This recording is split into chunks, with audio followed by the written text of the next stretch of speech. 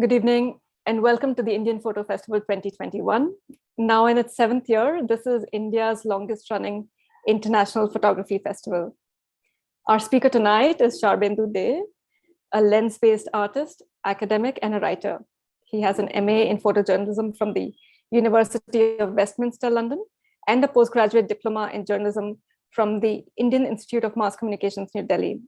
Alongside his art practice, he presently teaches photography and visual communications at Sharbendu Center for Art and Communication, New Delhi. Today's talk marks his return to the Indian Photo Festival. His widely acclaimed series, Imagined Homeland, was part of the 2018 edition. 2018 was also the year Feature Shoot recognized Day as an emerging photographer of the year. He was also shortlisted for Lucy Foundation's Emerging Artist of the Year scholarship, and in 2019 for the Lens Culture Visual Storytelling Awards, among other nominations. He has received grants from the India Foundation for the Arts, the Lucy Foundation, Prince Claus Fund and ASEF, Murthy Nayak Foundation, and Khoj. Day's works, including his conceptual series, Imagined Homeland and Between Grief and Nothing, have been exhibited widely at Vadera Art Gallery and Shrine Empire Gallery, New Delhi, at Fest, Italy, Format UK, Serendipity Arts Festival, India, Obscura Penang in Malaysia, Mopla in Los Angeles, and Voix of Awards at Rencontre d'Arles Festival at Arles, France, amongst a host of other places. Day's ongoing series, An Elegy for Ecology, dealing with climate change, particularly global warming and air toxicity, premiered in October at the Asian Art Biennale 2021, Phantasmapolis, organized by the National Taiwan Museum of Fine Arts, Taiwan. And it will also open at a solo show on December 9th in Delhi at Shrine Empire Gallery.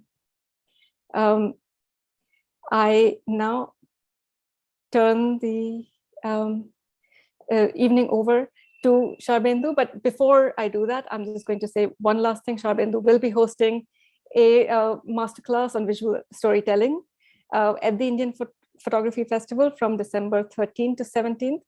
And there are still some seats open. Please do sign up for it. Sharbendu, all yours. Nishat, thank you so much for that very generous introduction. In the best interest of time and our viewers, let's jump on to this. I want to share the screen. Okay, I'll need someone to help me with screen share. I don't see. Oh, okay, I got it. Sorry. It was banging on my face and I couldn't see it. My apologies. Kindly confirm if the screen is visible. Yes, it's visible.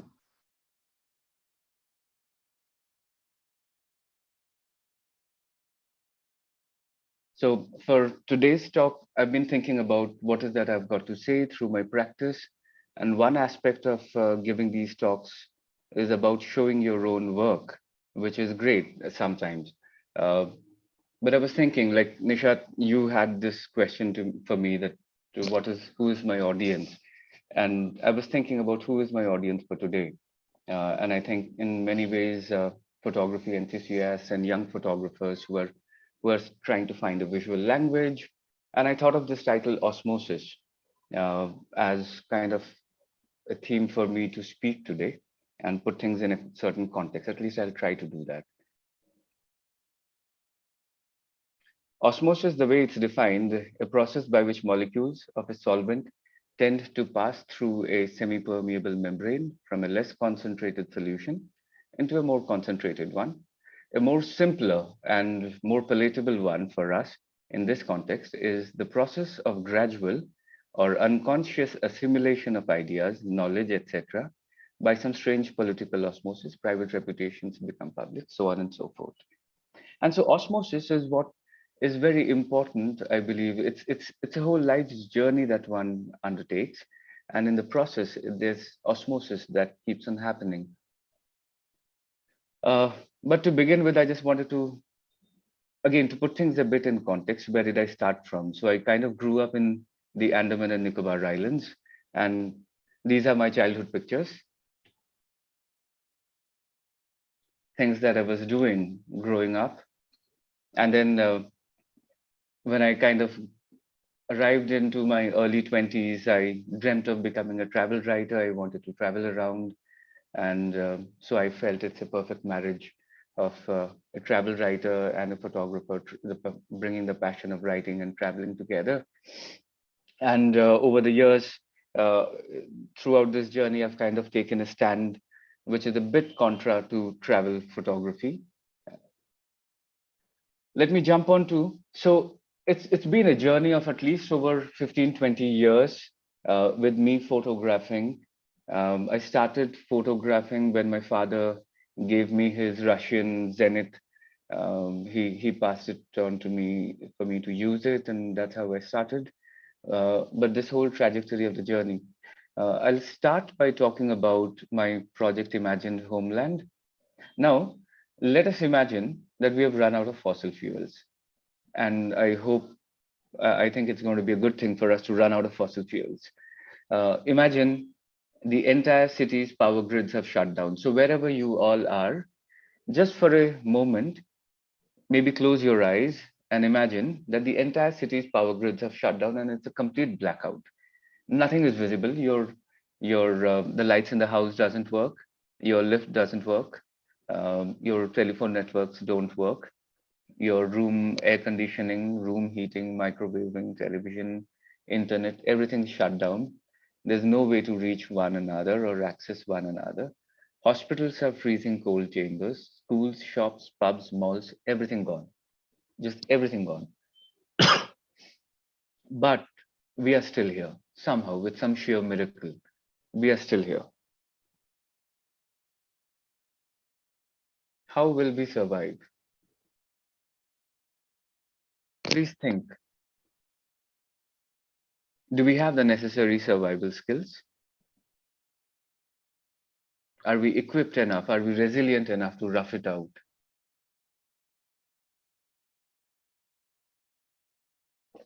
Can we? The Lisus do. And Imagine Homeland is about this community, this indigenous community called the Lisu. Where do they live?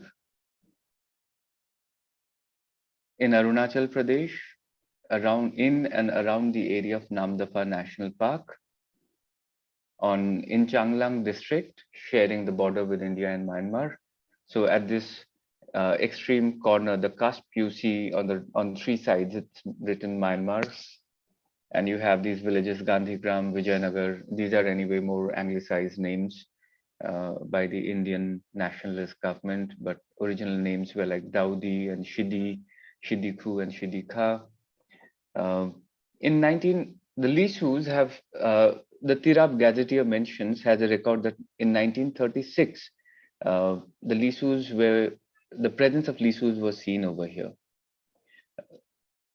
But the government of India at that time was not aware that there is this indigenous Tibeto-Burman community called the Lisus who live here. It's a very dense area.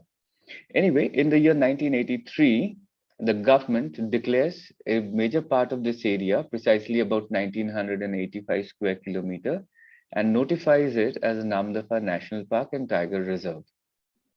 The Lisus, who had been living in this area for a very long time, overnight, they were declared as poachers and encroachers in their own land. But there is something very bizarre, and stories like this are common. They have happened, and sometimes we justify it in the name of development. So it's a debatable thing, but we can live with that. What happened in a very bizarre way in Namdapha, in context of the Lisus, is the area that you see at the cusp on your screen, the bottom right corner. That is where the revenue villages existed. At Vijayanagar, which is the last village on India-Myanmar border, Assam Rifles in the year 1961 made their first recon mission, and then they set up an Assam Rifles checkpost and a base over there. So there is an air landing ground for which the Lisus had given them the land. The Lisus had helped them build that aircraft landing ground. The government of India settled ex-servicemen over there as a revenue village, promising them certain incentives. The rest were revenue villages. Now, of course, the darker green patch that you are seeing on your screen, titled Namdapha National Park, that is also where the Lisus were living inside the dense area. And semi-nomadic, they would keep moving and shifting their bases. Now, very interestingly, if you observe, the left part of the map is where that's the route to the rest of India. The right side is the international border, so Indian citizens can't cross over. Now, to be part of this country, they need to keep having free and uninterrupted access to this country, but also access to resources. But Namdapha National Park was built, made straight bang on center, thus cutting off all the revenue villages on the eastern part, locking them on the eastern side. Of course, those Lisus whose villages fell inside the national park area, they were declared as encroachers and poachers in their own land. And that's a very bizarre thing. And what happens with construction, creation of preserved areas, reserve forests, national parks, etc., is you cannot have any permanent construction in these areas so that biodiversity and floral and faunal species, they're not hampered, they're not harmed. And so there's no road till date. Of course, now very recently a road is being built. So from the nearest town to Vijayanagar, it is only 157 kilometer. And yet it takes them about 3 to 5 days of walk. This is what the road kind of looks like. And I'm going to show you some documentary style images so that you get a sense of how the geography, the topography looks like. And then I'm going to show you my set of conceptual images. And we can talk about why I made it like that. The road is mostly knee deep, an endless stretch of knee deep mud. So when they need, let's say, lentils and cooking oil, medicines, they need cooking fuel, they need to see a doctor or some government administrative work. They trek for 3 to 5 days, depending on which village they're coming from. They trek for 3 to 5 days to reach the nearest town. They do their business, and then they trek all the way back on foot, at times carrying anything between 25 to 50 kg of supplies, because if you're not carrying them, then you don't get them, and portage charge makes things very expensive there. Just a quick behind the scenes video to give you all of you a sense of what it took for me also to endure and work in this terrain. And it's been 7 years that I've been, from 2013 to 2019, I've been going there.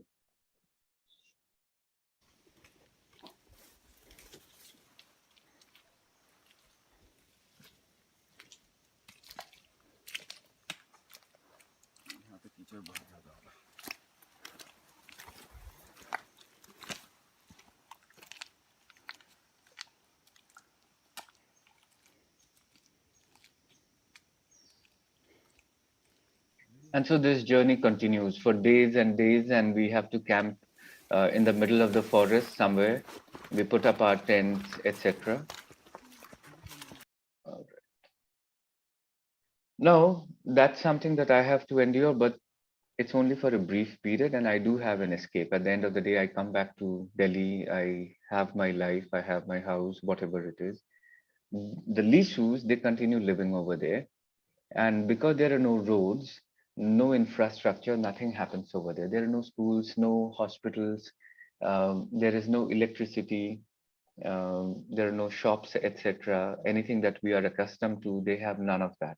It's a scenario of a complete blackout, barring the solar lamps that they have, which they charge using solar power. So here in this photograph, there's a child who fell very sick, and they're resorting to some of their own traditional ways.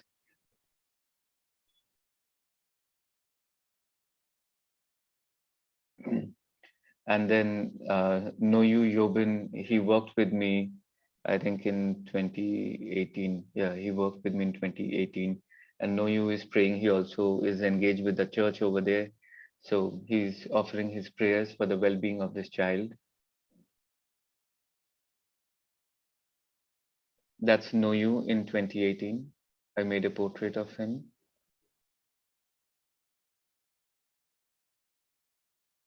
They endure excruciating pain, loss, and suffering. Instead of complaining or resorting to violent resistance, they ingeniously search for solutions, seeking light amidst darkness. They teach their children, treat the ailing, jointly build each other's home, pray, celebrate, and mourn together. It's a very different kind of a world. And the more time we spend over there, slowly we start to get a sense of what it means to live like that. Of course, there's hardship, but there's also magnificent beauty. And the beauty that you see is not a surface level, it's intangible in the qualities and the gentleness of the people over there.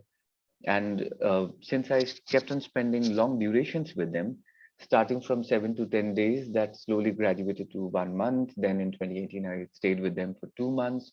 And in 2019, I was there for 4 months at a stretch, completely cut off from the rest of the world. And when you stay like that, you start to get into that zone. You start to perhaps somewhere, just a fraction of it, perhaps you start to see things the way they do. You start to understand their philosophy of life, and I'll try and speak a bit about that. But a constant theme for me was this loss. People were, were dying. There's this constant absence due to lack of healthcare, due to lack of infrastructure, due to lack of their rightful entitlements. And so absence was a major theme for me.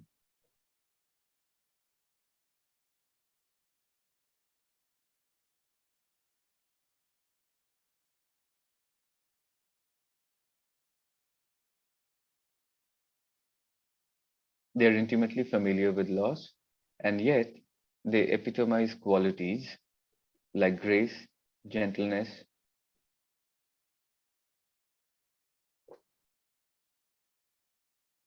resilience, and what it means to be truly free and self sufficient, reminding our fragmented urban societies that there is still hope if we return to nature and cohabit in harmony. There is also a reason why I'm emphasizing on this, and I'll put this in the anthropological context in another minute. Professor A.K. Ramanujan became a significant reference for me.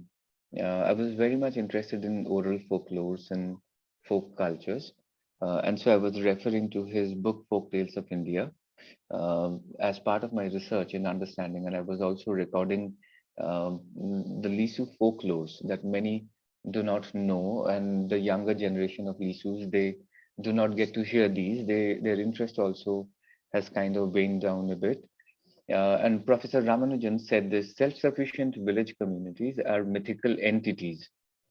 This one line stayed with me, and I kept on wondering and also questioning what makes self-sufficient village communities as mythical entities. Then I broke it down and started to question, what does it mean to be self-sufficient? Someone who can do everything by themselves or most of the things. That doesn't mean that you are isolated, but you are also this interdependency. For things that I can't handle by myself, I seek help of my friends and neighbors around me. And it's a very cohesive ecosystem that the Lisus have over there. And I started to see them in a different light. Um, and that exoticized gaze, me coming from outside, from a different culture, all of that started to wane away, started to wash away.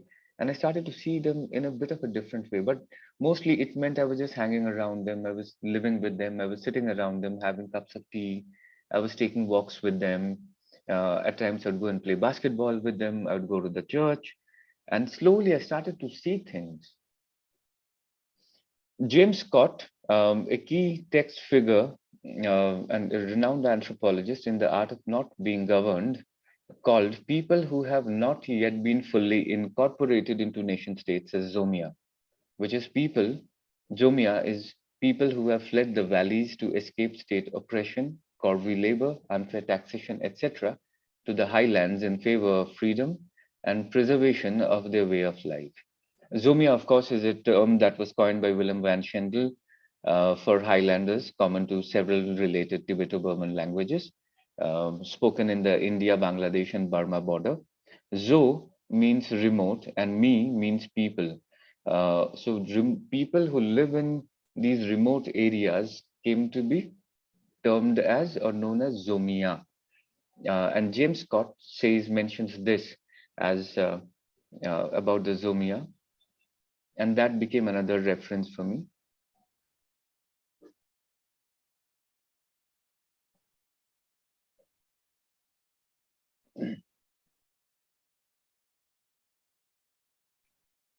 A quick the historical context of how indigenous communities used to be represented historically. This is a classic example.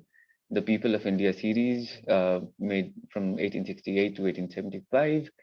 Um, and this is how they were shown. And if you interestingly read the caption, it says Rengma Naga, identifying the individual by classifying this person with the community, and there is a judgment underneath that says marauding hill tribe.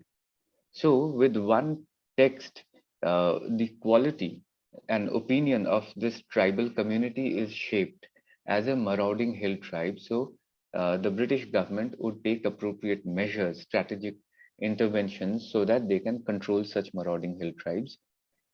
And that is how photography came to be used historically, and indigenous communities were represented in this manner.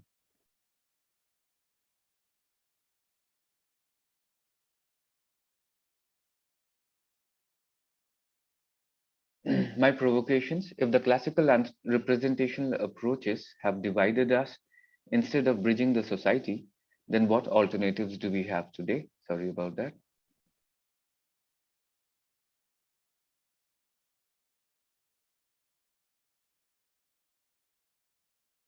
How does cohabiting with nature influence us? What lessons does this way of life offer mankind far removed from nature? And now I'm going to show a set of these conceptual images that I made.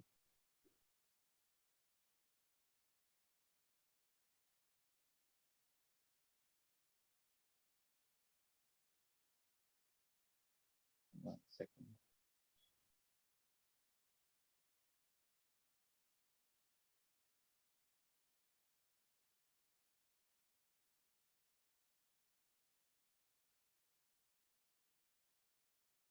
Waiting in the forest.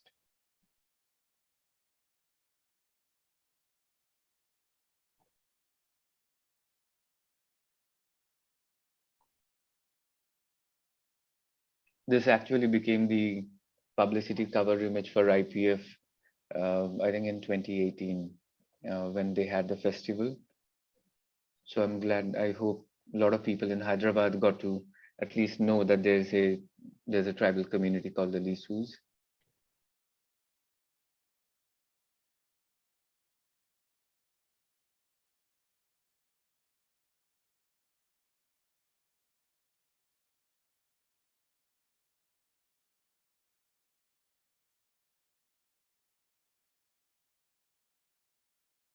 Children explore the mythical forest.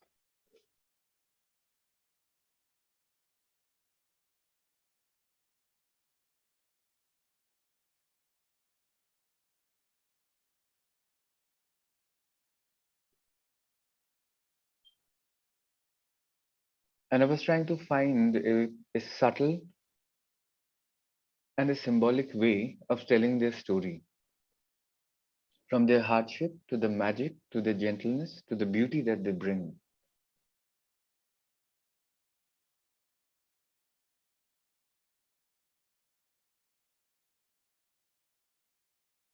In the middle of a stream,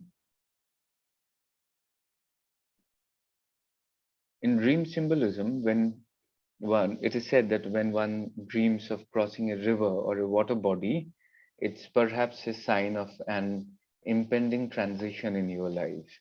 Um, and of course, there's more written about it. I started to make pictures around water bodies and of people, the community members, crossing either the stream or in the middle of the stream, again to allude towards the fact that they want a better life, that they do not want to live in this constant hardship, that they are also searching for something. What they are searching for is up to them, but they are constantly in pursuit.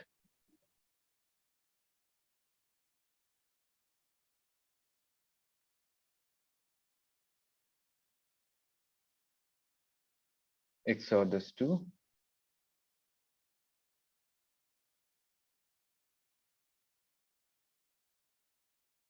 That's David Yobin. David was the first man who took me into the forest to his village Aguhum. That was in 2013, and since then I've constantly been in touch with him, and he's been in touch with me. And every time I would go and stay in his house or spend some time. And David would take a keen interest in helping me with the photographic works. And whatever stories I would do in Indian publications, I would carry copies of those stories. I will try and carry a magazine copy and hand it over to David and the leaders, and David would translate and tell it to the villagers about the story. I've always struggled to make a picture of David because I suppose I've been so close to him, very emotionally, and I admire him a lot. I've learned a lot from him. So I've struggled until in 2019, I finally came around to making this image of him sitting quietly playing Ludo, which is a game of randomness, a random luck, by the by the roll of a die, and he's sitting alone with his duck and just playing it out there, waiting. Sorry. John Berger, in his very interesting essay, Why Look at Animals, he says, with their parallel lives, animals offer man a companionship which is different from any offered by human exchange. Different because it is a companionship offered to the loneliness of man as species. This again remained with me. And Carl Jung, he, in his collective unconscious and archetypes, he speaks about this triad relationship between man, animal, and nature. With Imagine Homeland, it's something that it absolutely perfectly fit in because the people, the nature and the animals, there was a constant exploration of the relationship, something that I was also very interested in.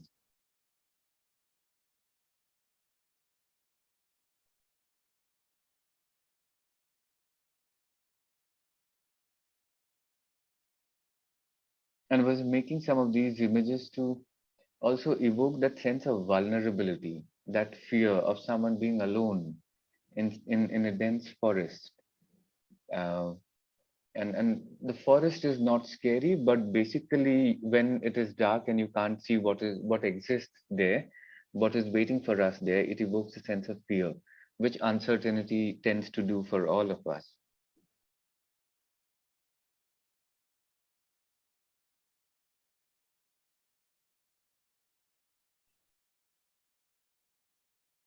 Here is a mother and daughter. They're waiting in the forest. There's a fire that has set the forest ablaze. They're holding on to their ducks.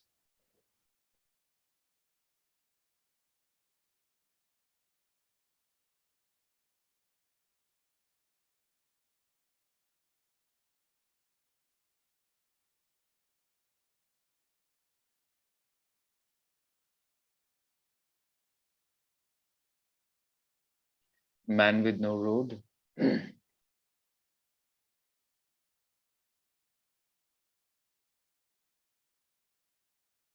That's Sayuba. Sayuba is David's son. The first time I saw him, he was probably a 6-year-old boy or a 7-year-old boy, something like that. He was very young, and now he's a teenager. He fools around, and it's really interesting. It's quite humbling to be able to see someone grow and having known them for that long. This is the last call.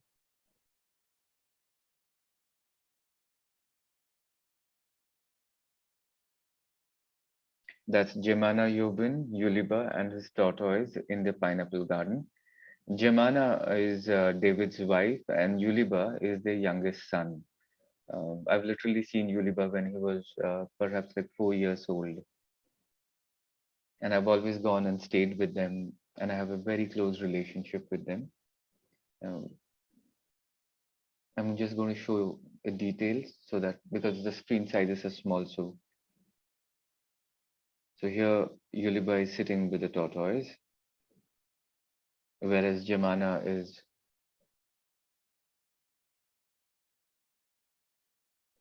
she's with the pineapple doing something. Maybe she's narrating a story.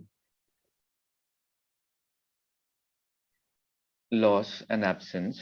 I was also exploring this typologically. I was thinking about how to tell, uh, photographically, how to tell the story of someone's absence. Um, uh, if I do not want to use the direct classical ways of showing absence, showing an image of a funeral, death, and accident and stuff like that. And so I started making typological interventions. So in this image, here's a diptych. You see the boy in the middle of this field,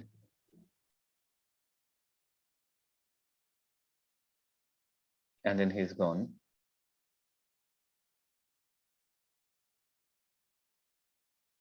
Flashbacks return in Sisayu's Sleep, 2018.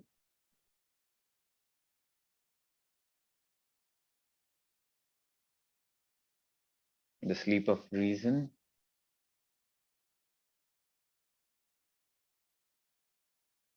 I'm going to skip this in the interest of time. And I was exploring also typologically as triptych, and in similar ways, I was exploring this. I was trying to find a way of telling the children were going missing, um, but in a very, very subtle and muted way.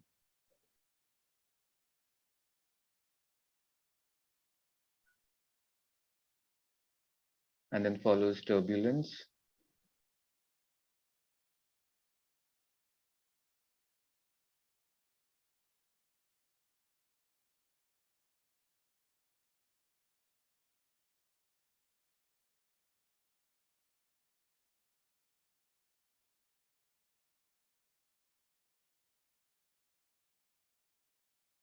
Eliza at the gate.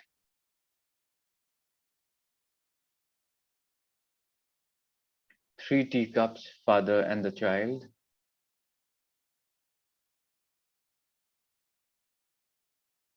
In this image, and there are several other images where I'm exploring this indexical relationship.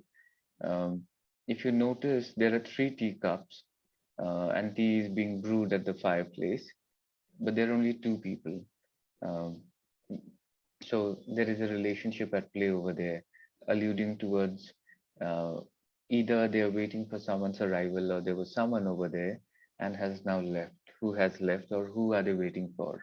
And why are they sitting in the middle of a stream? If you notice, it's a stream, and like I was mentioning about dream symbolism, about what a stream or crossing a stream uh, signifies, I'm kind of trying to bring these in. Also, a sense of that space, which is also their home in the larger context. Exodus 1. In leading the palanquin is KDU. He's the pastor of the village, and I got this pastor to lead. I met him first in the year 2016 in another village where he was a pastor, and later on he was transferred to Agahomu, so I knew him from before.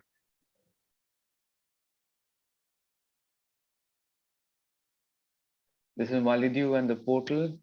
This image, there are many images in Imagine Homeland, and also this, which many of these images have come to me in my dreams uh, because there was this no distraction whatsoever over there, because you have nothing else to do. And I stay so much with my stories that after a point in time, I start seeing things in my dreams. And this is the story of Walidio. There's an interesting story. Basically, he's a very responsible man. He was a local school teacher over there. He came to Calcutta. He studied hotel management, and then he was posted in Bombay for a brief while. He couldn't sustain the expenses, so he finally went back. Later on, he joined in as a local school teacher, and he sent both of his sisters for college education when he was advised by several others for himself to go and study. But he was like, no, my sisters want to study. I want to fulfill their dream, and slowly I want to grow up, excel in whatever field I can, and I want to find a way out.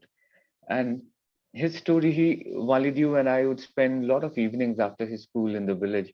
Either I would go over to his place, or he would come over to the place where I was staying, and we would keep talking. And I kept on sensing this aspiration that he has, this desire to move beyond. And he was like, I don't like doing the same farming and attending to livestock in school. It's the same ritual that I keep doing year after year, and my life will end. I would like to do something else.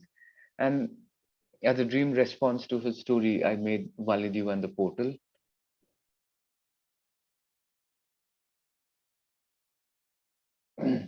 This is Lisangi and Dulusu Yobin wait indefinitely in the forest of Namdafa with their son.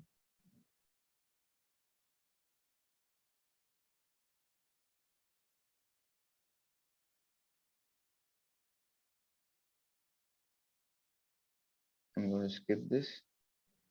Another very interesting and appropriate thing Professor Ramanujan had said was stories are metaphors in search of a context, waiting to be told and given new relevance. It's the same age-old story of tribal communities, story of deprivation, story of them living a life in oblivion. And there are the same age-old ways of telling these stories. I have tried to find a different way of telling the same story in the hope that in modern time people would look at it in a certain with a certain different gaze. This is Yelidu. This is a quite an important image from the Imagine Homeland. This is Yelidu reads the Holy Bible to ward off Ni, evil spirit from the forest. In Lisu language, they call evil spirit as Ni. Uh, there is a historical context to this image. The text is pretty small, so I'll just read it out. In 2002, many Lisus from Agahomo village had died of an unknown disease. Yelidu had lost his wife and three children consecutively over 2 days. So his wife died. They went and cremated her, the villagers. They came back, and in the evening, another daughter passed away. The next day, the other daughter passed away. I think he lost all the children from his first marriage, barring one son who is a grown up, and I photographed him. You've seen him in one of the pictures, but I didn't mention that. At that time, the pastors had gone around. So the villagers went to the church, to the pastor, saying, there is me over here. There is some evil spirit that's cast its spell or something like that. It's something, this bad energy. Please offer prayers. They don't believe in any superstitious stuff. They just offer prayers. And so the pastors went to the into the river and read out of the Bible. Then they went into the forest and read out of the Bible. Uh, at that time, the pastors had gone around reading the Bible in the river and forest to ward off evil spirits. In this image, Yelidu reenacts the historical moment. He insisted, and this is exactly what he told me, he insisted that we did not ask for Ni to be killed, for they must live as well. We asked for them to be sent far away from our village. And that little thing is a very important indicator of who they are. They believe in everyone cohabiting. And that's the philosophy with which the Lisus live. And so in 2019, I finally made an image. Yelidu is an interesting person. The first time I went there in 2013, I had photographed him. In 2015-16, I photographed him. In 2018, I photographed him. And 2019, I photographed him. Every year, there was a different kind of an image. I just want to end my presentation of Imagine Homeland with this. This is a scene from the life of Pi. Can I ask you something? Of course. I've told you two stories about what happened out on the ocean. Neither explains what caused the sinking of the ship, and no one can prove which story is true and which is not. In both stories, the ship sinks, my family dies, and I suffer. True. So which story do you prefer?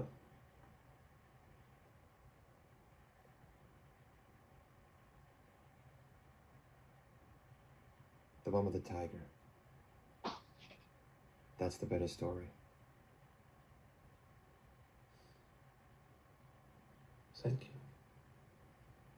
And so it goes with God.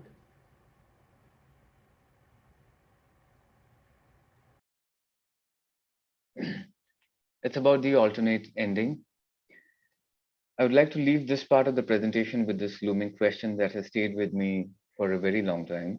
Using photography, do we present the mere body in our work, continuing our fetishistic obsessions for the material? Or do we also look at the spirit and intangible cultural assets of mankind? Allow me to, 5 more minutes, allow me to move on to my next body of work. I'm just going to give a brief glimpse. An elegy for ecology. This deals with the subject of climate change and particularly the subject of global warming and air toxicity, something that people, residents like me who live in Delhi, are suffering year after year, and it's a huge problem for us all. As a credit, this project I started in the year 2016, but I have just recently managed to finish it, courtesy the support I got from Photo South Asia, an initiative of Murti Naik Foundation, and an air toxicities grant from Khoj, supported by Prince Claus Fund.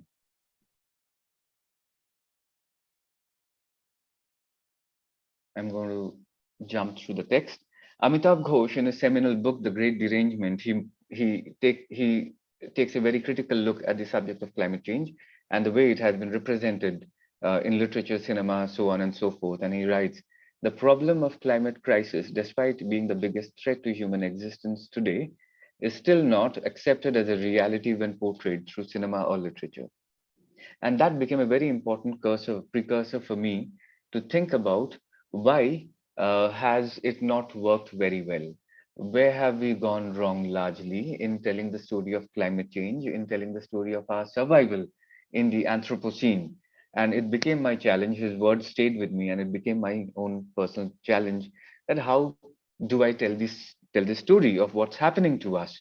And it's not about someone else dying somewhere else due to crop failure or of Sundarban because of the island's submergence and water level rising, but it's about our own survival and extinction.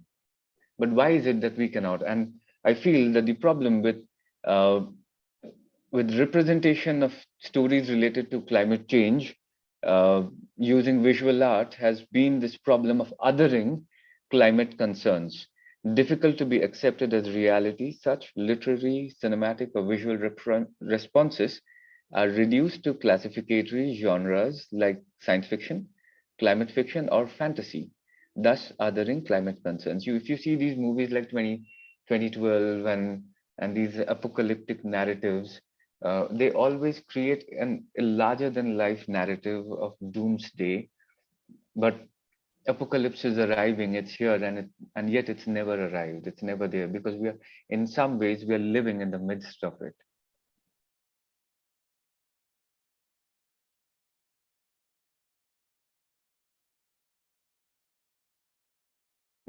And I've been photographing these exterior landscapes. I live in Noida, and so over the last 2-3 years, I've been photographing the cityscapes of Noida, especially in the smog hit months.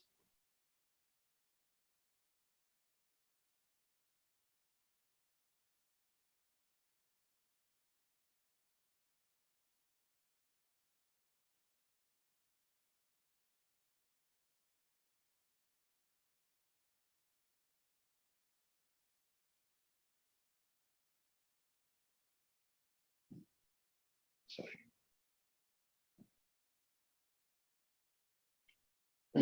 This is not hubris.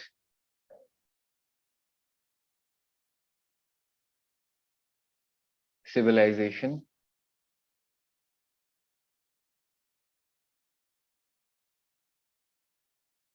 Paul Virilio, a French cultural theorist, said something very interesting. The invention of the ship was also the invention of the shipwreck. The Great Derangement after Ghosh.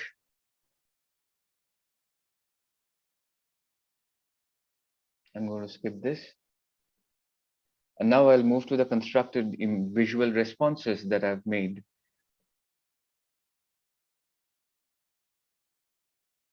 This is family. I made this in the year 2016 after we were hit by the smog in 2015, the first time that residents of Delhi experienced smog around this time of the year from October onwards.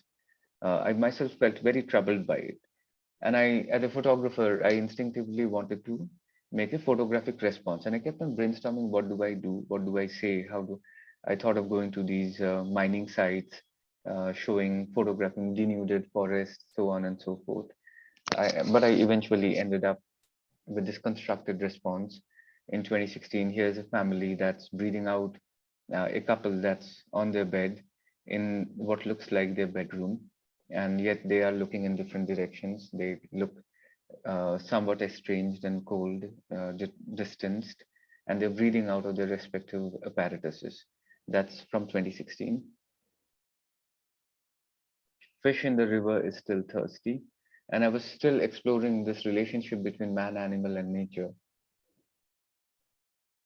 This whole yearning to find our way back to nature. I suppose many of our audiences today have perhaps experienced this since last year, since the pandemic started. Quarantine.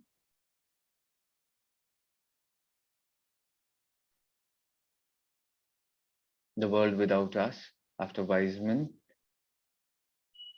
Alan Weizmann wrote this fascinating book titled The World Without Us, where he speculates that what if everything else remains, but humans are gone one day overnight? How will nature take over the city of New York and Manhattan? It's a fascinating book, and I've brought in some of these titles as subtle references to several of these scholarships. In a Fish Bowl.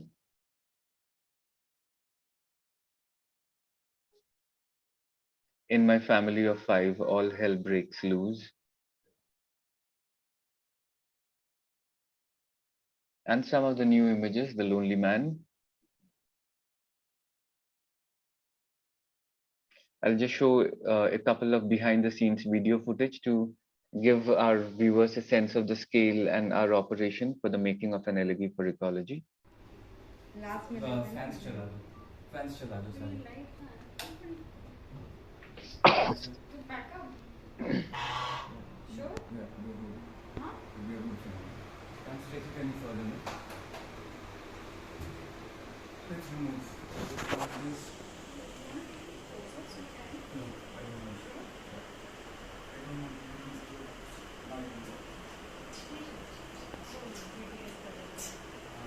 See, this is a nice one. Ramapu. Another day blazing. Here's a man in the kitchen wearing an oxygen mask and an oxygen tank on his back. He's standing in an inflatable pool in the shape of a flamingo, symbolic allusions to nature and our desire to be with animals. And he's staring into a pot. Penned cohabitants. This is the story of a painter who put stories in a canvas, and now she herself is confined within a frame. You notice the birds in the cage and the rabbit in the cage. Her reflection in the mirror. She's staring at this painting titled "Return to the Garden of Temptation" by Jan Brugel the Elder.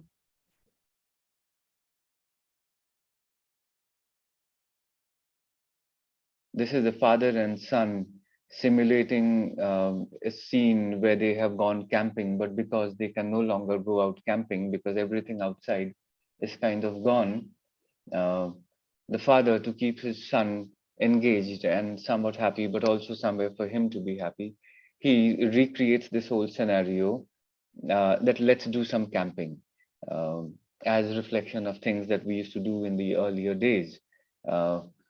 Before global warming had kind of excessive heat wave had destroyed floral and faunal species outdoors. And elegy for ecology is actually futuristic speculation.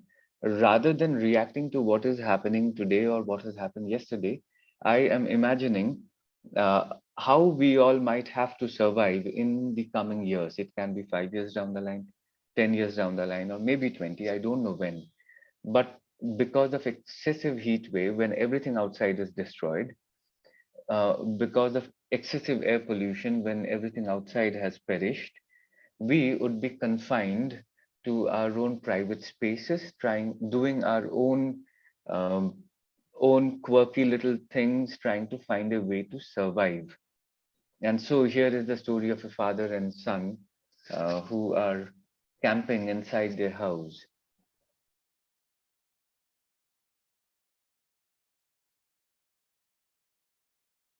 And a bit of behind the scene. And I'll just show a quick behind the scenes video.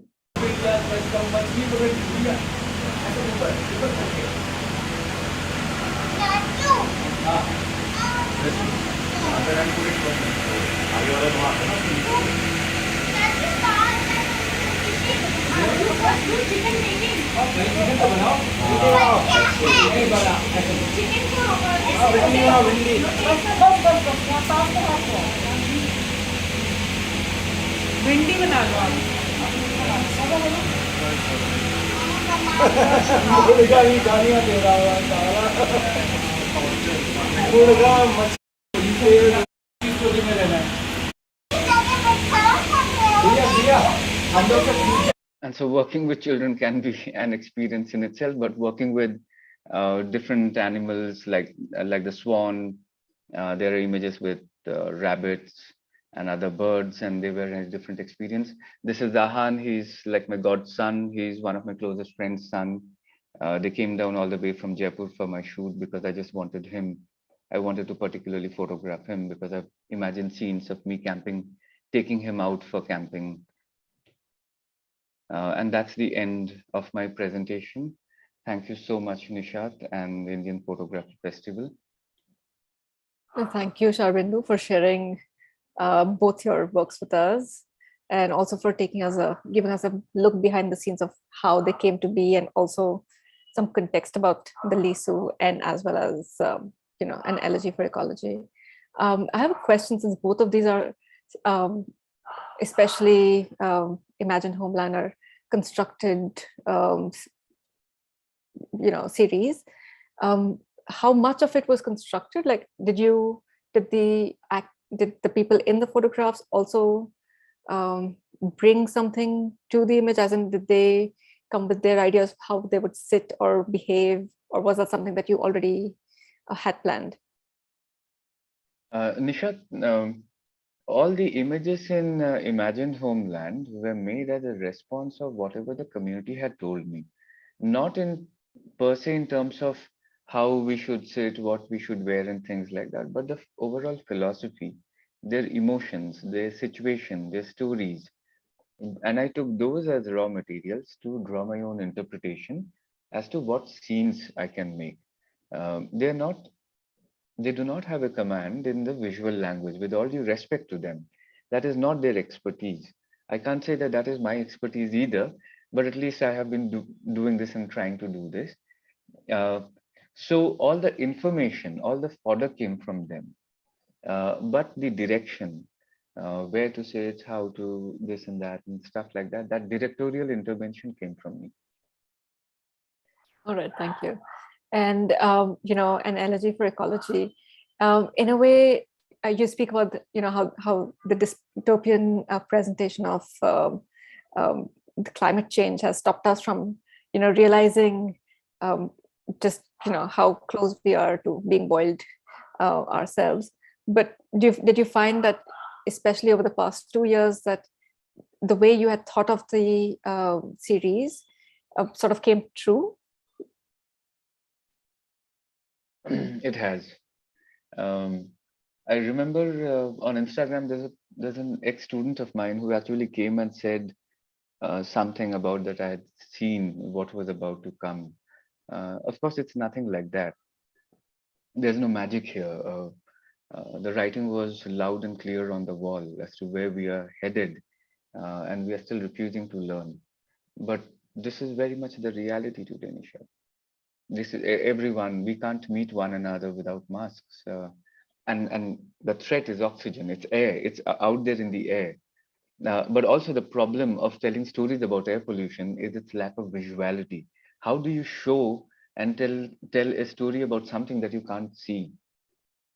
And when we see these skyscapes with that smog and a bit of a haze and blue, sometimes it also looks kind of pretty,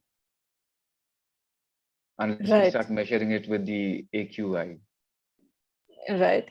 In fact, that was my question, because I think somebody had already asked you this, that, you have, your photographs are so aesthetic that you almost forget that they're also documentary in a way, and very much, pointing towards not a very good future for especially with the last, with an elegy for ecology. So is there, what do you think about having very beautiful photographs, and how does that either hinder, help, or not at all, or not impinge at all on your topic? No, one thing, Nisha, that I'm very consciously doing is I'm not trying to show shock or doomsday in a very overt manner. If we look into photographic theory, Susan Sontag way early on has spoken about compassion fatigue, which essentially means that due to prolonged overexposure to images of violence, shock, and gore, the audience has developed a certain numbness. We look at images, we commodify, we quantify them, we push it into the realm of the other, that it is an event that has happened elsewhere, and we stop from emoting it. And that is happening because our brain is trained to defend us. And so if you and I keep emoting to visuals that are shocking or painful, and we keep emoting, then we might become an emotional wreck. Now, our brain, to save us in our defense, it creates a block. And so we see those images, but we rarely or seldom ever allow those visuals to translate into an emotion. And so all these shocking or strong sensationalistic images, they are no longer effective. That is exactly what Amitabh Ghosh in his book, The Great Derangement, is also talking about, that these larger than life apocalyptic narratives, they're not working. And so in an elegy for ecology, what I am doing, or what I've tried to do, is I'm telling this a very normal, somber story of people in their houses doing things. There is nothing sensational happening. There is no death happening. There is no burning feeling and stuff like that. But if you come to the show, or when you once the complete body of work is released, you see that there is a constant sense of sorrow, of sadness, of a looming feeling of loneliness that's there. In the Lonely Man image, there is this man who's sitting on his sofa with his feet dipped inside a pool wearing a yellow gumboot. There are indexical questions. This man is in his house. Why is he wearing a gumboot? Uh, Dipping his feet in water. I mean, dipping your feet in water under normal circumstances can also be nice. But why is he doing that wearing a gumboot? Why is he surrounded by so many plants and image after image, and you see that sad expression and people breathing out of oxygen masks and cylinders? Then, as a narrative, I think that mood starts to build up, that there is something that's off, something that's wrong, and the answers are not in the images, Nisha. They are outside the frame. But once you start raising this question that what's going on, the images, the signifiers in the images serve as visual cues, and the answers are waiting outside. But I hope you're going to find the answers once you start questioning as to why are they doing that? Why are there so many plants? Why is there a duck in the house? Why is there a rabbit in the house? Why are they camping inside a house? Does it somewhere not seem a little off, to the extent of being a bit bizarre? That why are they camping inside the house? Interestingly, I was part of a workshop in Khoj as a grantee, and I heard from that in Bangalore, there was a company during the last year's lockdown that was distributing pamphlets saying that they will come and set up a whole camping scene for you in their house, so that you can simulate that maybe as a placebo you are somewhere out there camping. And I was fascinated. I was like, wow, I need to find out this company. Wow. And also maybe give them a few tips about how to do it, really.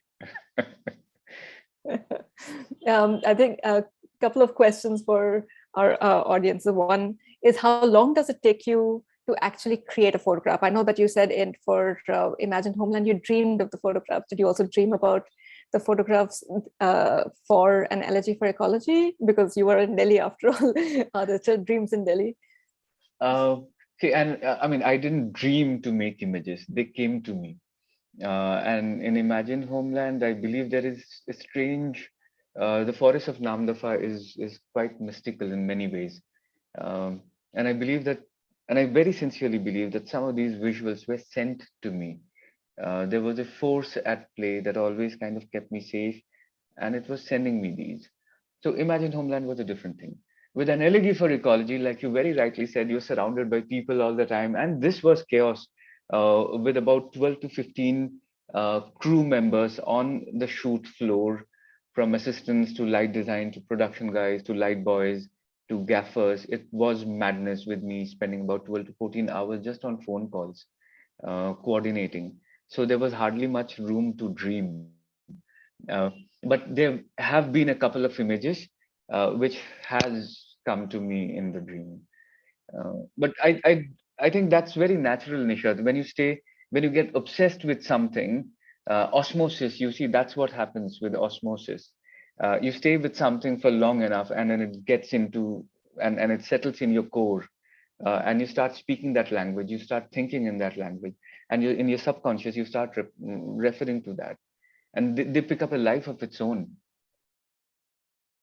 And so if, perhaps we storytellers begin our journey by controlling and trying to tell a story until the story picks up an agency of its own, and then the story starts telling us what to do, where to go, what to do, how to do it. Well, you're lucky that you came to the space where you find it, where the story told you. Actually, that's it takes a while to get there. Often, But it's a relationship, no? yeah, you stay with it, it comes to you. yeah. You started off as a travel photographer, as a journalist, and you also worked with I think the NGO sector with the. So how what is if I look at your work, I see like a sharp departure from um, for Imagine Homeland. Just before that, I think why am I forgetting this? Between Grief and Nothing? Between Grief and Nothing, always. There is some sort of similarity, but Imagine Homeland seems to be a whole new way of telling your story. So how did you come from that beginning to Imagine Homeland and now to from an elegy to ecology? Osmosis. As simple as that. You stay with it, you spend time trying to understand yourself. um, like when I began, and even after I returned from London after studying photography over there, I was taking pictures, um, and it somewhere seemed like anybody's picture. And this is not, Misha, please don't misunderstand me. It's not about my ego, that I want the writing on the wall that this is him. It's not that. But I have a different personality than you or than others. Like you are different. There's something very unique about you. There's something different about me. And so, what is my unique way of seeing life? What is my philosophy? And unless I can understand my own self better, how do I tell the stories of others better? And so my images reflected that very generic response. Um, and it's been a journey, but slowly, and very interestingly, after I came back in 2011, I was at a show I went to see a show at Photo Wing, and there Pablo Bartholomew, he had come to Westminster, and so I had known him at that time. So he introduced me to Devika Daulat Singh, and like this very enthusiastic young photographer, ambitious. I asked Devika, Devika, how long does it take for a photographer to establish himself? Uh, and I was thinking that yeah, just a couple of years and you'll be there, dude. You're going to rock it. And Devika said it takes at least 10 years. Mm, and I was like, 10 years? I was already like 30, 31-year old at that time. But anyway, that's where I submitted myself. I kept on thinking about that, and I was like, if someone with her experience, she's seen things around, she says 10 years, then there must be strength in what she's saying. So in a very simple way, I said 10 years it takes. Another thing I did was, because I was not not happy with the kind of images I was making, I stopped networking. I stopped going out and attending photographic events, shows, etc. I kind of completely retreated. I just spent my time teaching at the university. I was teaching at Jamia Millia Islamia for about 8 years. And then I would just come back home and I would spend time reading, looking at works and stuff. But that's how gradually, because you're not happy with your language, you feel something's amiss, you are telling the same story in the same way that everyone is doing. And then I would question that, why am I required to tell the story again? Then if I'm going to tell the same story in the same way, then it's about my ego that, look, I was there. I want to tell that story. I would rather sit behind the computer and start promoting those stories done by other photographers. I think that would be a far more meaningful contribution, unless I can find a different way to tell that story so that some audiences stop and they start thinking that something's off. What's going on? There's this beautiful line that I would like to quote, I think, from Victor Bergin. Uh, in context of photography, he said, create occasions for interpretations rather than objects for consumption. That's lovely. And I think we definitely feel that with both Imagine Homeland and Analogy for Ecology. A question, I think we are going to start wrapping up now, but I do have a question, is that you did say in a couple of interviews that you were trying to represent the Lisu for your audience. And I wondered whether you knew who your audience was. Had you defined them? My audience for Imagine Homeland is largely urban. People who have a certain understanding of the visual sensibilities. Now, why are they my audience? They're essentially my audience. One is I live in the city. Two, the possibility of me taking these images to rural areas is limited. And of course, there are audiences, there can be friends and people who can always come back saying, dude, why don't you take your images and put them out in the villages? Fair enough. But how much do you expect a photographer to do? Put in his own money, so many years, going through that physical, enduring all those physical and emotional hardships. And then I have to take my stories and print them and take them village to village. That becomes a different ballgame altogether. I'm very clear, Nishad, that I'm not an activist.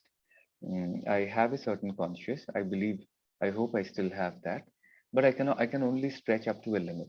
And so my audience is the urban audience in this context. Also because, Nishad, with Imagine Homeland, in context of the Lisus, what I was also hoping was, see, power is also largely limited to many of these urban audiences, policymakers, media persons, etc., etc., etc., etc., academics, scholars, researchers. Uh, and I was hoping that if they like the work, they pick it up, they get interested in it, then maybe they go over there, they start researching about the Lisus, and somebody takes that scholarship forward, and it doesn't end with what just I have done. And so that's what I was targeting. But it's also, I have to admit it, also the gallery and the festival audience.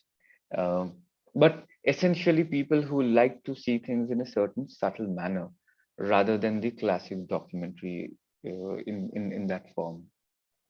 All right, that's lovely. And do you have any advice that you wish you had known that you have now learned? No advice. I mean, no advice for young photographers. Just wait for 10 yes, years. You've got to wait for 10 years at least. And it doesn't matter even if you spend 20 years. The thing is, you have to spend time trying to know yourself, um, trying to understand yourself. Photography in itself is nothing. It's a very limited world. It's a very small world. And if we look at just the world of photography, it's kind of very myopic. We need to expand beyond that.